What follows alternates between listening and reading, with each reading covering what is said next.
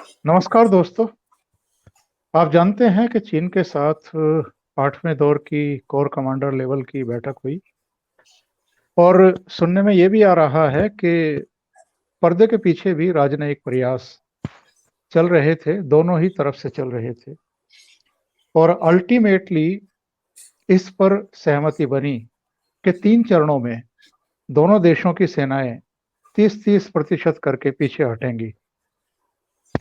मेरे साथ जाने-माने रक्षा विशेषज्ञ, भारतीय सेना में 37 वर्ष तक अपनी सेवाएं देने वाले, युद्ध सेवा मेडल से अलंकृत, युद्ध और टेररिज्म से रूबरू होने वाले, लद्दाख में भी तैनात रहने वाले और पूर्वोत्तर में भी, और टेरिटोरियल आर्मी के चीफ रहे मेजर जनरल ए.के. सिवाच साहब जुड़े हुए हैं। सिवाच साहब, आपका बहुत स्वागत है।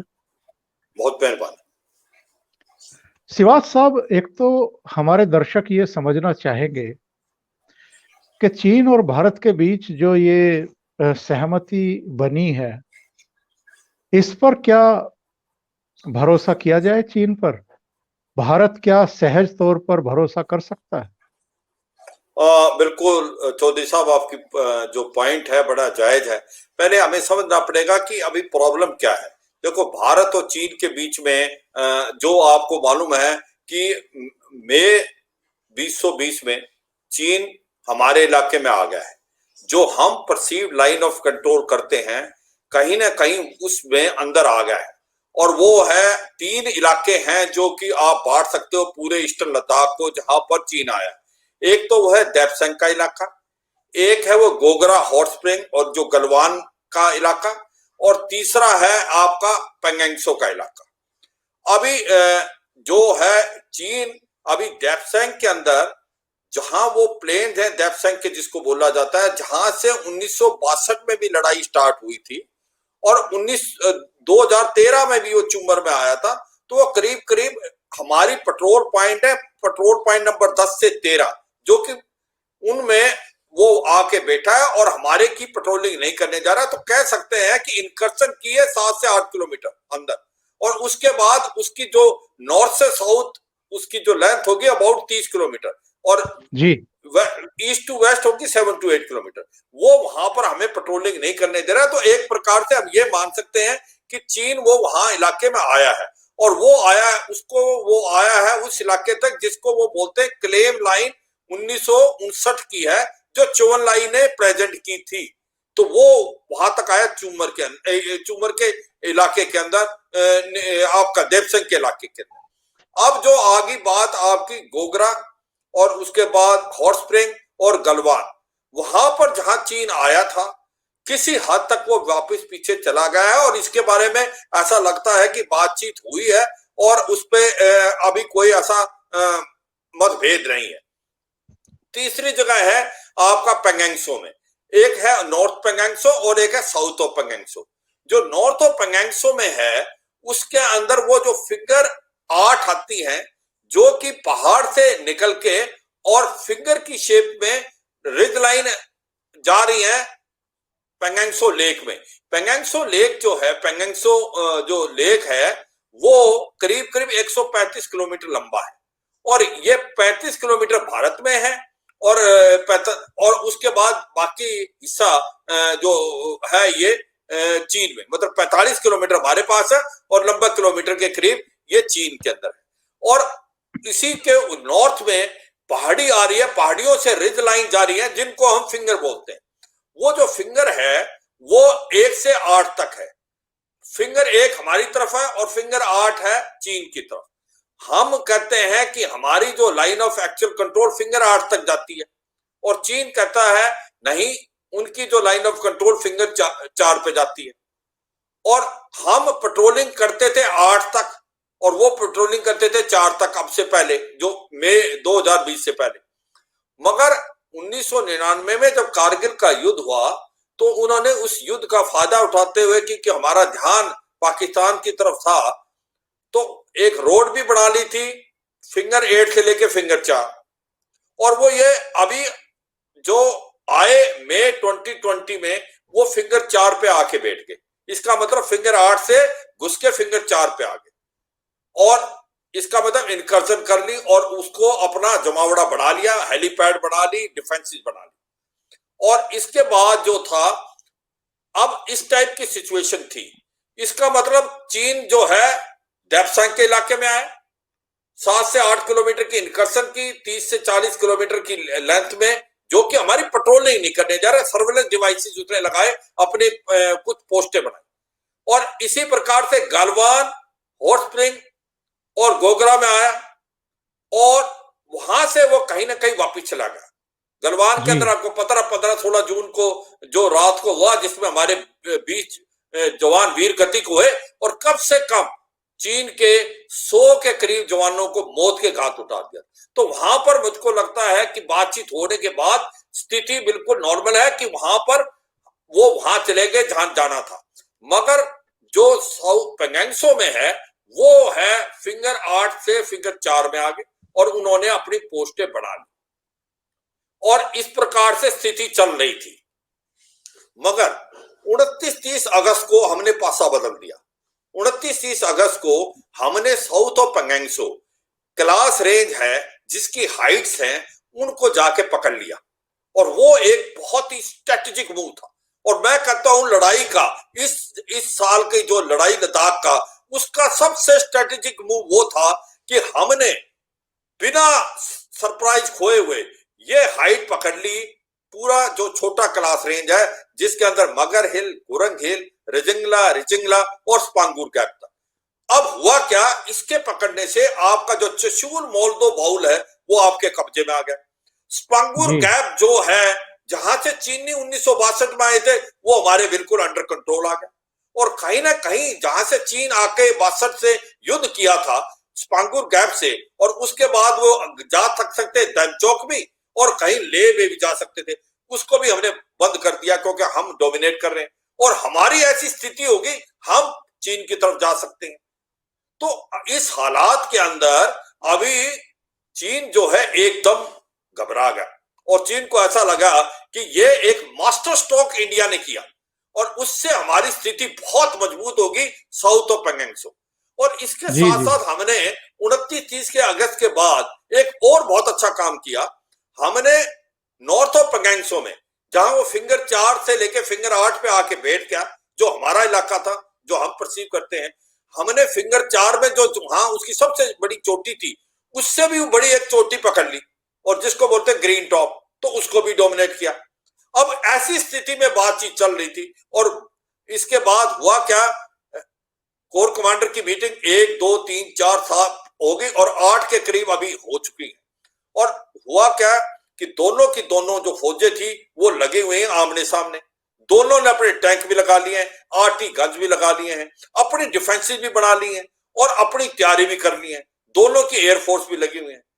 मगर इसको मद्देनजर रखते अभी स्थिति क्या है, मैं समझता हूं स्थिति हमारे पलटे में है, हमारे पासे में है, हमारे फायदे में है। उसके रीजन ये है, एक तो जो शुरू में हमको धक्का लगा था कि चीन ने हमको सरप्राइज किया, चीन वहां आया जहां पर हमने सोचा नहीं था। एक तो वो डेप्सांग के इलाके में आ गया और कहीं ना कहीं वो गोगरा और हॉट स्प्रिंग के इलाके में भी आया था जहां से वो चला गया और कहां फिंगर 8 से लेके फिंगर 4 में आया। और इसको आने के बाद जब भारत ने जो डिप्लॉयमेंट की, मिरर डिप्लॉयमेंट की, वो काबिले तारीफ थी। हमने कम से कम 15 दिन में 3 डिवीजन के करीब जो फोर्स लेवल था वो लेके आ गया और उससे क्या हुआ, चीन जो था एकदम घबरा गया कि भारत की क्षमता देख के कि एकदम इतनी फोर्स लेवल ले आया, टैंक्स ले आया, T-90 टैंक्स ले गए हम वहां पर, उसके बाद T-72 ले गए हम, आरटी गन्स ले गए, जो M777 जो गन है जो हमें मिली है अमेरिका से उसको भी ले गए और हमने T-90 जो टैंक्स थे वो हमने अपने C-17 जो ग्लोब मास्टर उसके थ्रू लिया और उसके बाद उसको लेके गए हम दौलत बेग ओल्डी में भी। और कहीं ना कहीं हमने अपनी M777 को चिनूक हेलीकॉप्टर से आगे लिया। तो एक प्रकार से हम बिल्कुल मिरर डिप्लॉयमेंट कर ली और एक हमने डिफेंसेस बना ली और विंटर की तैयारी कर ली, विंटर स्टॉकिंग कर ली। और भारत की जो फौज है वो एक बैटल हार्डन फौज है और जबकि चीन की फौज जो है वो बैटल हार्डन नहीं है। चीन की फौज ने लास्ट लड़ाई लड़ी थी 1989 में वियतनाम के साथ, और वहां पर मुंह की खानी पड़ी थी एक छोटे देश से। और उससे पहले आपको यह भी पता होगा, हाँ 1962 में उनकी जीत नहीं हुई थी, हमारी हार हुई थी, हम कहीं लड़े नहीं। और मगर 1967 में हमने नथुला में उनको एक बार फिर शख्स दी थी कि हमारे उनके 400 चीनियों को मार गिरा था, अपनी कैजुअलिटी ओनली 75 थी। तो चीन को मालूम है कि भारत के अंदर बहुत बड़ी क्षमता है। तो आज की सिचुएशन ये हुई कि हम भारत की काबिलियत ज्यादा थी, बैटल हार्डन थे, हम डिप्लॉय हो सकते हैं, हम विंटर स्टॉकिंग कर ली और हम बिल्टअप हो गए, और हम बैटल हार्डन आदमी हैं। और चीन की जो है फौज कभी इतनी हाइटों में रही नहीं है, वो गैरिजन में रहती है 30 से 40 किलोमीटर। उनके जो है कॉन्स्पिरेशन आर्मी है, उनकी जो आर्मी है वो देश के लिए लड़ती, कम्युनिस्ट पार्टी के लिए लड़ती है। और तीसरी बात क्या है, ये जो फौज है उनकी वन चाइल्ड पॉलिसी की फौज है, वो नहीं लड़ती। तो उसको मद्देनजर रखते पलटा भारी तर था। और उसके बाद जब ये 29-30 अगस्त को जब से हमने छोटा क्लास रेंज को पकड़ लिया, तब तो सारा पलटा हमारी तरफ है। अब सिचुएशन हमारी तरफ है। अब चीन बात करना चाहता है, ना कि हम, क्योंकि हमारे पास सब कुछ है। और अब हम समझते हैं कि चीन जितना ज्यादा देर सर्दियों में रहेगा उससे फायदा भारत को है। It is advantage India, because चीन की इतनी काबिलियत नहीं है सर्दियों में रह सके उन हाइटों में। इसलिए चीन कहीं ना कहीं बातचीत की बात कर रहा है। और ये बातचीत की जो पॉइंट लगाया है, जो आपने बहुत सही बोला, ये कोर कमांडर की जो 8th मीटिंग में ये प्लान बन के आई है। तो ये प्लान जो है ये है, मैं नहीं समझता ये प्लान कोई अच्छी प्लान है। इसकी जो है डिस्कशन मैं आगे आपको बताता हूं। जनरल साहब, 2-3 बातें आ रही हैं। जैसे एक बात ये आ रही है कि भाई जो स्ट्रक्चर हैं दोनों तरफ के वो भी तोड़े जाएंगे, पेट्रोलिंग भी नहीं होगी, 30-30% करके सेनाएं वापस हटेंगी, टैंक हटेंगे। आप जानते हैं कि हमारे तो करीब करीब 60,000 सैनिक इस समय बिल्कुल अग्रिम मोर्चे पर पहुंच चुके हैं। और जैसा आपने खुद बताया है किस तरह के वेपन जो हैं हम मोर्चे पर ले जाकर के हमने खड़े कर दिए हैं, और सर्दी में भी हमारी सेना वहां रह सके इसके लिए पूरी व्यवस्था कर ली है। लेकिन इसमें एक पेंच है, और पेंच ये है कि देवसांग वाले मोर्चे पर जो चीन आगे बढ़कर के आया है उसके बारे में चीन कहता है कि इस पर हम बाद में बात करेंगे। ये देवसांग वाला जो मसला पेंच फंसा हुआ है, क्या ये भी इसी के साथ हल नहीं होना चाहिए? बिल्कुल, प्रॉब्लम यही है, आपने बिल्कुल ठीक बोला। भारत एक शांतिवाद देश है, शांति चाहता है, और हम भी लड़ाई नहीं चाहते। मगर इसका मतलब ये नहीं कि हम अपने नेशनल इंटरेस्ट को सैक्रिफाइस करते। जो आपने बिल्कुल ठीक बताया, हमारा आज तक मुद्दा था हम कॉम्प्रिहेंसिव डिसएंगेजमेंट करें। पूरा आपका देपसंग से लेके चूमर तक का इलाका है, और वहां तक हम करें, और उसके बाद आप यथास्थिति बनाएं जो कि अप्रैल 2020 में थी। इसका मतलब पूरे इलाके से आप जाएं, डिसएंगेज, डी एस्केलेट और डी इंडक्ट करें। आप करें फर्स्ट कम फर्स्ट आउट, और हम फिर करेंगे। इसका मतलब यह था पूरे इलाके में, चाहे वो देपसंग का इलाका हो, चाहे वो गोगरा का इलाका हो या पेंगेंग्स होगा। मगर ये जो प्रपोजल बताया गया है, इस प्रपोजल में अभी तक इसका कोई फाइनलाइज नहीं पता, पर जो मीडिया में आ रही है बात, उसके अंदर मैं खामियां बताता हूं। वो प्रपोजल जो है देपसंग के बारे में कोई बात नहीं कर रहा, गोगरा के लिए नहीं करा, कोई बात नहीं है, गोगरा वाला जो है हॉट स्प्रिंग में कोई ज्यादा प्रॉब्लम नहीं है। मगर वो देपसंग के बारे में कोई बात नहीं कर रहा, जहां पर वो 7 से 8 किलोमीटर इनकर्सन है और 20 से 30 किलोमीटर है। और वो इलाका चीन के लिए बहुत ज्यादा इंपॉर्टेंट है, और भारत के लिए तो ज्यादा इंपॉर्टेंट है। इसलिए अभी चीन क्यों नहीं जाना चाहता वहां से, उसकी वजह है। उसकी वजह यह है कि चीन जो है अपने जो नेशनल हाईवे है जो सिंगजांग से लेके लासा जाता है अक्साई चीन के अंदर, वो एक प्रकार डर गया था जब से हमने दरबुक शोक दौलत बेग गोल्डी रोड बना ली, और वो डीबीओ में जाती है, जिसको हम सब सेक्टर नॉर्थ कहते हैं। वो है 8 किलोमीटर साउथ ऑफ आपका काराकोरम हाईवे, वो जो काराकोरम पास, और कई 15-20 किलोमीटर काराकोरम हाईवे। उसके बाद क्या हुआ, जब से हमने ये दौलत बेग गोल्डी के लिए रोड बना ली और वहां जमावड़ा बढ़ा लिया, सब सेक्टर नॉर्थ की कैपेबिलिटी होगी 2 ब्रिगेड से ऊपर। तो चीन को कहीं ना कहीं डर लगा कि भारत कुछ ऐसा तो नहीं करेगा कि कहा या तो वो वेस्ट में जाए तो गिलगिट बाल्टिस्तान जा सकता है और ईस्ट में जाए तो अक्साई चीन जा सकता है, क्योंकि ये जो दरबुक ये जो डीबीओ का इलाका है ये बीच में पड़ता है, बाईं तरफ इसके पड़ता है गिलगिट बाल्टिस्तान मतलब वेस्ट में, और ईस्ट में पड़ता है अक्साई चीन। ये एक प्रकार से वेज है। तो चीन को ये लगा हो सकता है भारत जिस प्रकार से जमावड़ा बढ़ा रहा है दौलत बेग ओल्डी में, और वहां पर एयरक्राफ्ट भी आने लगे, अभी रोड भी बना दी और वहां पर T-92 टैंक भी ले आया और उसके बाद उसने 2 ब्रिगेड बना ली, कुछ ऐसा तो नहीं करेगा कि चाइना पाकिस्तान इकोनॉमिक कॉरिडोर को वो इफेक्ट करे गिलगिट बाल्टिस्तान में। क्योंकि अगर आपको पता हो कि भारत के जो होम मिनिस्टर ने भी ये बताया था कि भी ये अक्साई चीन हमारा इलाका है और गिलगिट बाल्टिस्तान हमारा है, तो उनको ये शक और सवाल था, इसलिए वो अपना डिफेंसिव मेजर लिया। तो उनको एक तो ये लगता था कि ये यहां से गिलगिट बाल्टिस्तान में कर सकते हैं चाइना पाकिस्तान इकोनॉमिक कॉरिडोर में, और दूसरा उनको सबसे इंपॉर्टेंट लग रहा था, इसको बोलते हैं गेटवे टू अक्साई चीन, कि अगर आप ईस्ट में जाएं तो आप अक्साई चीन में जा सकते हैं, और जो उनकी सबसे बड़ा इंपॉर्टेंट हाईवे है जो जाता सिंगजांग से लेके और आपका लासा के लिए, उसको आप इंटरडिक्ट कर सकते हैं। इसी को वो डेप्थ देने के लिए वो 7 से 8 किलोमीटर इस तरफ आ गया कि आपको जो रोड जा रही है दरबुक शोक दौलत बेग ओल्डी उसको वो डोमिनेट करे और आप वहां ना जा पाए, आपको वो ना जाने दे अक्साई चीन की तरफ और आपके ऊपर आ जाए। और दूसरा इसने क्या किया, जो डेप्सेंग प्लान है वाई जंक्शन जहां से अगर वहां से ये जाता है डायरेक्ट और चीन पाकिस्तान के साथ मिल जाता है तो ये एक प्रकार नुब्रा वैली में अक्साई चीन पे डायरेक्ट जा सकता है। इसका मतलब आपका दौलत बेग ओल्डी को ऊपर कट करके चीन और पाकिस्तान क्लूड करके आपके डायरेक्ट नुब्रा वैली में जाके और आपके डायरेक्ट साइचन ग्लेशियर को पकड़ सकते हैं। इसलिए यह इलाका चीन के लिए बड़ा इंपॉर्टेंट है और चीन यहां से नहीं जाना चाहता, और इसलिए चीन इसके लिए बातचीत नहीं कर रहा। जो कॉम्प्रिहेंसिव डिसएंगेजमेंट की बात हम कर रहे थे वो तो नहीं हुई, ये डेप्सांग की बात तो वो कहते हैं बाद में करेंगे। अगर हम बाद में करेंगे, क्या भरोसा है चीन इस चीज को मानेगा? क्योंकि चीन का तो रवैया ये है कि जो आज चीज बोलता है वो कल नहीं मानेगा।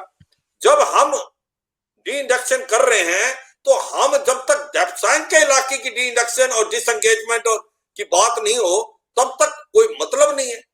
तो पहली बात तो मैंने ये बताया कि डेप्सांग का इलाका बहुत इंपॉर्टेंट है भारत के लिए भी और चीन के लिए भी। भारत के लिए इंपॉर्टेंट इसलिए है कि अगर वहां से नहीं जाता तो भारत की साइचन ग्लेशियर और दौलत बेग ओल्डी के ऊपर थ्रेट है। इसलिए हम नहीं तो हम चाहते हैं कि ये जो अभी डी इंडक्शन हो रही है तो ये पूरे इलाके में होनी चाहिए और डेप्सांग भी शामिल होना चाहिए। तो ये तो पॉइंट नंबर 1।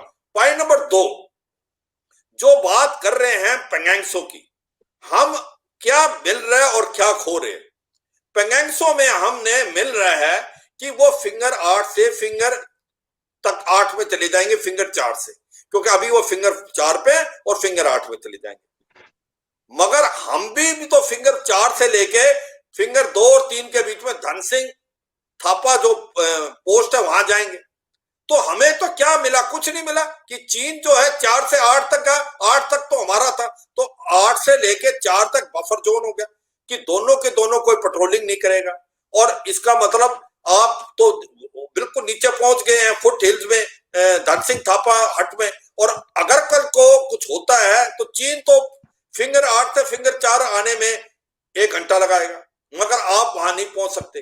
तो ये जो बात है तो वहां हमें कुछ हुआ, मगर हमें और नुकसान जो सबसे बड़ा हो रहा है, जो हमें साउथ ऑफ पेंगेंगसो के अंदर हमने इलाका लिया है, जो छोटा क्लास रेंज, जिसको मैं बोलता हूं हाजी पीर जैसी जीत है। जैसे 1965 में हमने हाजी पीर लिया था और उसके बाद हमें ताशकंद में उसको देना पड़ा क्योंकि प्रेशर आ गया था लाल बहादुर शास्त्री पे और देना पड़ा, और उसका नुकसान से क्या हुआ, हम हाजी पीर को उसके बाद जीत नहीं पाए। 1971 में भी ट्राई की। इसी प्रकार से ये जो क्लास रेंज है हम इसको क्यों छोड़ सकते हैं? ये रेंज तो हमारे इलाके में, मैं ये मानता हूं 1962 में लड़ाई स्टार्ट हुई थी यहां से, और रिचंगला की लड़ाई आपको पता है, तेरा कुमाऊं ने की एक कंपनी ने वीर गति को प्राप्त हुई थी और परमवीर चक्र मिला था उनके कंपनी कमांडर को। हमने खून बहाया है और खून बहाने के बाद आज उस इलाके को हम छोड़ रहे हैं। क्या आप इसको विश्वास करते हो कि चीन उसको आके नहीं पकड़ लेगा? आज चीन डरा हुआ है क्योंकि हमने क्लास रेंज को पकड़ा हुआ है, साउथ ऑफ पेंगोंग। अगर हमने इसको छोड़ दिया तो हमने हाजी पीर को छोड़ दिया, ऐसा है। क्यों? क्योंकि हम छोड़ेंगे और चीन आके बैठ जाएगा। क्या चीन का भरोसा कर सकते हो? आप नहीं कर सकते। आपको मिला क्या? आपको मिला कि वो फिंगर 4 से फिंगर 8 में चला गया और आप फिंगर से 2 में आ गए। मगर आप घुमा क्या रहे हो? आप घुमा रहे हो पूरा का पूरा जो क्लास रेंज है, जिसको आज डोमिनेट करते हो आप, पूरा चशूल से लेके मोल्टो। आज उसको फिक्र है कि भारत कुछ ऐसा ना कर दे कि पंगुर गैप से चीन की तरफ आ जाए, और आपको मिल कुछ नहीं रहा और आप घुमा रहे हो। तो आप ऐसा क्यों कर रहे हो? ऐसी क्या मजबूरी है भारत को जो कि डेप्सांग के बारे में बात नहीं कर रहा? और फिंगर जो आप अपना जो साउथ ऑफ पेंगोंग जो क्लास रेंज जो आपकी अपनी है, आप खुद, मैं मानता हूं 1962 के बाद हमने उसको नहीं पकड़ा क्योंकि हमें डर था चीन कुछ कर देगा, इसलिए इस डर में नहीं बैठे। अब वो डर तो रहा नहीं क्योंकि चीन के ऊपर तो भरोसा कर नहीं सकते। अब तो ये एलएसी जो है अभी एलओसी टाइप बन। तो जब हमने इसको क्लास रेंज को पकड़ लिया है तो हम इसको नहीं छोड़ना चाहिए। हाँ, एक ही वजह हो सकती है, अगर वो डेप्सांग से भी वापस जाते हैं और बहुत एक ऐसी ट्रीटी साइन होती है जिसको डीमार्क कर देते हैं ग्राउंड पे, जो बाउंड्री ग्राउंड पे भी मार्क हो जाती है आपकी एलएसी और दोनों सहमति हो जाती है, तब हो सकता है पीस के लिए हम कर ले। मगर इस हालात में जो बातचीत हो रही है कि डेप्सांग के बारे में बाद में बातचीत होगी, जिसका कोई भरोसा नहीं चीन के ऊपर। और दूसरी बात, जो साउथ ऑफ पेंगोंग के अंदर हम क्लास रेंज को छोड़ रहे हैं, जो कि एक स्ट्रेटेजिकली बहुत इंपॉर्टेंट है, जहां से चीन ले की तरफ भी जा सकता है और डेमचोक की तरफ भी जा सकता है। और हमारे पास आज इतना स्ट्रेटेजिक एडवांटेज है, हम जहां पर चीन की मोल्टो गैरिजन है उसको बर्बाद कर सकते हैं और पंगुर गैप से हम चीन की तरफ जा सकते हैं। तो हम उसको क्यों छोड़ रहे हैं? तो मैं यही समझने की है कि हमें सोच विचार करना चाहिए, इतनी जल्दबाजी में कुछ नहीं करना चाहिए। पर मुझे अभी भी लगता है कि ये ज्यादा मीडिया स्पेकुलेशन है, इतनी बड़ी गलती भारत करने वाला नहीं। जैसे आपने बोला था 30% एक बार जाएंगे, वो अलग बात है, वो तो एक प्रकार के डिटेल्स की बात है। पर जो असली मुद्दा ये था कि इस प्रपोजल में डेप्सांग के बारे में बात नहीं हो रही, इस प्रपोजल में बात हो रही है नॉर्थ पेंगोंग और साउथ पेंगोंग, और उसको 3 फेज में करेंगे। टैंक्स और गन परे जाएंगी। उसके बाद जो है आप वो नॉर्थ ऑफ पेंगोंग में फिंगर 4 से फिंगर 8 जाएंगे, हम फिंगर 4 से फिंगर 2 की तरफ जाएंगे, नरसिंह थापा, और उसके बाद हम जो साउथ ऑफ पेंगोंग। मेरा मुद्दा ये है कि हमें जब तक डेप्सांग के इंक्लूड नहीं होता टॉक्स के अंदर और वो डेप्सांग से पीछे नहीं जाते जहां पर वो पहले थे, तब तक हमें कोई भी प्रपोजल नहीं मानना चाहिए। और जो हमने साउथ ऑफ पेंगोंग में एक प्रकार से छोटा क्लास रेंज को पकड़ा हुआ है, वो हमारे पास एक आपको अलाउद्दीन का चिराग है, उसको नहीं छोड़ना चाहिए क्योंकि चीन पे भरोसा करना खतरे से खाली नहीं। आज आप उसको खाली करेंगे, कल वो वहां के बैठ जाएगा। क्या गारंटी? क्या आज तक चीन ने कोई ट्रीटी मानी है? 1993, 1996, 2005, 2013, 2015, क्या वो ट्रीटी मानी है चीन ने? अगर वो उसने नहीं मानी तो आज आपको क्या विश्वास है वो मानेगा? इसलिए मुझे लगता है चीन के साथ फूक फूक के चलना चाहिए और इसको सोच विचार करके कार्रवाई करनी चाहिए। और जनरल साहब, एक बात ये भी है कि जितनी मजबूती भारत ने डोकलाम में दिखाई थी, जितनी मजबूती पूर्वी लद्दाख में दिखाई है चीनी सेना के सामने, इसका बहुत स्ट्रॉन्ग मैसेज पूरे पश्चिमी जगत को भी गया है, अमेरिका को भी गया है, पाकिस्तान को भी गया है। अगर हमने किसी दबाव में या किन्हीं भी परिस्थितियों में अपने कदम वापस खींचे तो एक नया प्रोपेगेंडा भी शुरू हो सकता है चीन की तरफ से, और वो प्रोपेगेंडा भारतीय हितों को प्रभावित कर सकता है। बिल्कुल ठीक बोला। देखो ये बिल्कुल ठीक बोला। देखो आप 2017 में जब हमने डोकलाम में चीन की नजरों में नजरें मिलाई थी और 73 दिन के बाद चीन को मजबूर कर दिया था वापस जाने के लिए, वो पहली जीत थी। उससे साउथ एशियन स्टेट को पता लगा भारत बदला हुआ भारत है और भारत एक देश है जो चीन के साथ टक्कर ले सकता है। और जो कार्रवाई अभी हमने की, जो गलवान घाटी के अंदर हमने किया, 20 जवान तो हमारे शहीद हुए, जो 100 से ज्यादा चीनियों को मार दिया। और जब हमने छोटा क्लास रेंज पकड़ लिया, चीन को खबर भी नहीं लगी, उसके सर्वेलेंस डिवाइस फेल कर दिए। तो आज भारत को पूरी दुनिया देखती है और कहती है अगर कोई देश टक्कर ले सकता है तो चीन से भारत ले सकता है, और ये अमेरिका भी जानता है। और इस हालात में आज आपको जो एशियन कंट्री हैं जिनकी साउथ चाइना सी में प्रॉब्लम चली हुई चीन के साथ, चाहे वो वियतनाम है, इंडोनेशिया है, मलेशिया है, लाओस है, वो भारत की तरफ देखते हैं कि भी भारत एक ऐसा देश है जिसने चीन के नजरों में नजर मिला रखी है। और इस हालात में अगर हम ऐसा कोई काम करते हैं जहां पीछे हटने की बात करें तो उनके ऊपर क्या इंप्रेशन पड़ेगा। आज ताइवान कहता है कि अगर कोई देश है जो कि हिम्मत वाला है पूरे वर्ल्ड में, वो भारत है। वो भारत को पूज रहे हैं ताइवान वाले। वो कहते हैं कि भाई चीन भारत ताइवान पे कभी अटैक नहीं कर सकता जब भारत जैसे मजबूत देश है। तो ऐसी हालात में जो भारत क्या इतनी अच्छी एक प्रकार से इंप्रेशन बढ़ गया पूरे वर्ल्ड में कि भारत एक ऐसा देश है जिसने चीन को अपना असली रूप दिखा दिया, और चीन भी घबरा गया।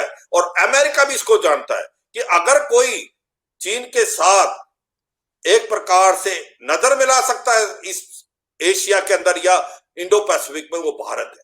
तो ऐसी हालात में जहां पर हमारी स्थिति मजबूत होगी, मैं कहता हूं हमारी स्थिति शुरू में मजबूत नहीं थी मगर धीरे आए दुरुस्त आए। आज की तारीख में पलड़ा हमारी तरफ है क्योंकि क्लास रेंज हमारे पास है। उसके बाद हमारे जो है पूरी डिप्लॉयमेंट हो चुकी है, हमारे 3 डिवीजन के करीब स्ट्रेंथ है, हमारे टैंक्स हैं, हमारे पास आर्टी गन्स हैं, हमारे पास एयर डिफेंस है, और हमारे पास एक इतनी सुपीरियर एयरफोर्स है जो कि चीन के ऊपर भारी पड़ेगी। हमारे पास Sukhoi 30 MKI, Mirage 2000, MiG 29, Jaguar Apache attack कैप्टर, और उसके साथ जो रफेल आए हैं उसने तो सारा पलटा ही बदल दिया। तो इस हालात में जो भारत की इतनी अच्छी स्थिति है, और भारत एक बैटल हार्डन्ड आर्मी है, भारत की काबिलियत है रहने की, जितनी देर भारत रहेंगे हम, भारत को एडवांटेज है, चीन को नहीं, क्योंकि चीन रहता नहीं आया। चीन की जो फौज है वो कॉन्स्पिरेशन आर्मी है और वो सर्दियों में इन हाइटों में नहीं रह पाएगी। और कहीं हम ऐसी गलती तो नहीं कर रहे, उसको विंटर ब्रेक दे रहे हैं, विंटर में चीन वहां से चला जाएगा और अगली समर में फिर आ जाएगा, उसका क्या भरोसा। तो इसलिए जब तक पूरे कॉम्प्रिहेंसिव डिसएंगेजमेंट के बारे में बात हो तब तक सेक्टर वाइज बात नहीं करना है। एक पेंगेंगसो के बारे में ही बात करना गलत होगा जब तक डेप्सांग को नहीं मिलाया जाए, और जब तक चीन ना माने कि बिल्कुल यथास्थिति अप्रैल 2020 ना करे तब तक भी नहीं मानना चाहिए। और ये याद रखना चाहिए जो आपने सही बोला चौधरी साहब, आज पूरा वर्ल्ड आपकी तरफ देख रहा है। आज हमें ऐसा कोई काम नहीं करना चाहिए जो हमारी एक प्रकार से छवि बन गई है पूरे वर्ल्ड में, उसको कोई क्षति पहुंचे। तो आज हम इस काबिल हैं। तो मुझे नहीं लगता कि ये जो बात चल रही है प्रपोजल की, क्या ये सच्चाई है या एक मीडिया क्रिएशन ही है। बहुत बहुत धन्यवाद मेजर जनरल AK श्रीवास्तव साहब, आपने समय निकाला और बहुत विस्तार से इस मुद्दे पर दर्शकों का मार्गदर्शन किया। बहुत बहुत धन्यवाद। Thank you very much. जय हिंद।